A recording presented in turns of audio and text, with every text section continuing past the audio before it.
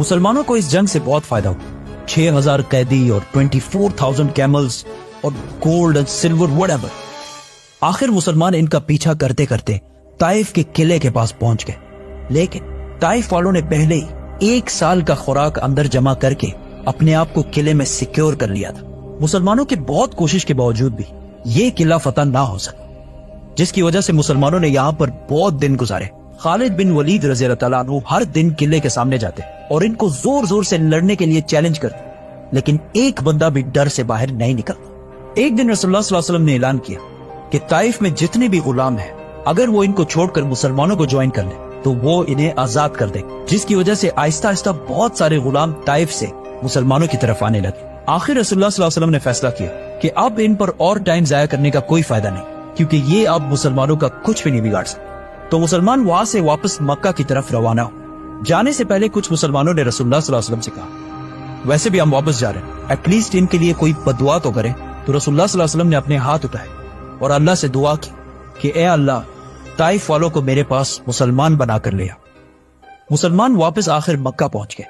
अब यहां मदीना वालों को लग रहा था कि अब रसूलुल्लाह सल्लल्लाहु अलैहि वसल्लम अपने नेटिव शहर मक्का को कैपिटल बनाएंगे और मदीना वालों को हमेशा के लिए छोड़ देंगे। इस जंग में जितना माल मुसलमानों के हाथ आया था, उसमें से बहुत बड़ा हिस्सा रसूलुल्लाह सल्लल्लाहु अलैहि वसल्लम ने मक्का वालों को दे दिया, जो अभी कुछ ही दिन पहले मुसलमान हुए थे, जिसमें 100 ऊंट रसूलुल्लाह सल्लल्लाहु अलैहि वसल्लम ने अबू सुफियान को भी दिए। और इससे सिर्फ 1 महीना पहले अबू सुफियान मुसलमानों का सबसे बड़ा दुश्मन समझा जाता। जब उन्हें 100 ऊंट मिले तो उन्होंने कहा, या रसूलल्लाह, मेरा बेटा यजीद। तो रसूलुल्लाह सल्लल्लाहु अलैहि वसल्लम ने उन्हें भी 100 ऊंट दिए। तो उन्होंने कहा, या रसूलल्लाह, मेरा बेटा मुआविया। तो उन्हें भी 100 ऊंट दिए गए, जिस पर मदीना वालों को ये बात बहुत अजीब। और उनमें से एक ने ये तक कहा कि हमारी तलवारों से इन मक्का वालों का खून अभी तक टपक रहा है और यहाँ सारा माल इन्हीं को दिया जा रहा है। और एक और शख्स ने कहा कि हो सकता है ये रसूलुल्लाह सल्लल्लाहु अलैहि वसल्लम के अपने हैं, इसीलिए इनको इतना कुछ दिया जा रहा है। जब रसूलुल्लाह सल्लल्लाहु अलैहि वसल्लम को इन सब बातों का पता चला तो उन्होंने मदीना के सारे अंसार को एक जगह जमा किया और उन्हें कहा कि क्या तुम लोग गुमराह नहीं थे और मेरी वजह से अल्लाह ने तुम लोगों को सीधे रास्ते पे लगाया? क्या तुम लोग गरीब नहीं थे और अल्लाह ने तुम्हें बहुत सारा माल दिया और तुम सारे तो आपस में लड़ते रहते थे और अल्लाह ने तुम्हें यूनाइटेड और एक बना दिया? उन्होंने कहा, ये सब बिल्कुल सच है। तो रसूलुल्लाह सल्लल्लाहु अलैहि वसल्लम ने इन सब से कहा कि अब ये सारी बातें तुम मुझे भी कहो कि जब आपके अपने लोगों ने आपको रिजेक्ट किया तो हमने आपकी मदद की, जब आपको पूरे अरब में कोई पनाह नहीं दे रहा था तो हमने आपको पनाह दी, और जब आप गरीब और कमजोर थे तो सिर्फ हम आपके साथ खड़े थे। फिर रसूलुल्लाह सल्लल्लाहु अलैहि वसल्लम ने कहा कि क्या ये बेहतर नहीं है कि ये लोग अपने साथ दुनिया का माल, ऊंट, बकरियां ले जाए और तुम अपने साथ अल्लाह के रसूल को ले जाओ? और रसूलुल्लाह सल्लल्लाहु अलैहि वसल्लम ने मदीना वालों के लिए दुआ की कि ए अल्लाह, मदीना वालों पर रहम फरमा और इनके बच्चों पर रहम फरमा और इनके बच्चों के बच्चों पर भी रहम फरमा। ये सब सुनकर मदीना के अंसार बहुत खुश हुए और इसके कुछ ही दिन बाद रसूलुल्लाह सल्लल्लाहु अलैहि वसल्लम वापस अपनी कैपिटल मदीना चले गए।